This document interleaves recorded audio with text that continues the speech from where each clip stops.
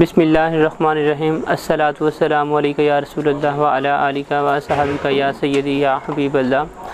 Al-Ameen academy में आज जो है वो इस महफ़िल पाक की नशिस्त में जो है वो शामिल होने का मौका मिला है।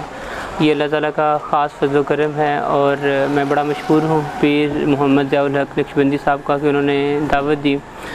अल्हम्दुलिल्लाह बहुत ही अच्छा जो है वो काम सरअंजाम दे रहे हैं। अल्लाह ताला इनके काम में बहुत ज़्यादा बरकतें अता फ़रमाए और रूहानी फैज़ में बहुत ज़्यादा बरकतें अता फ़रमाए। इनकी महफ़िल पाक में शिरकत करके दिल को बहुत सुकून मिला है और जो पैगाम पीर साहब ने दिया है अल्लाह तबारक व तआला हम सब को उससे फ़ैज़ लेने की तौफ़ीक़ अता फ़रमाए।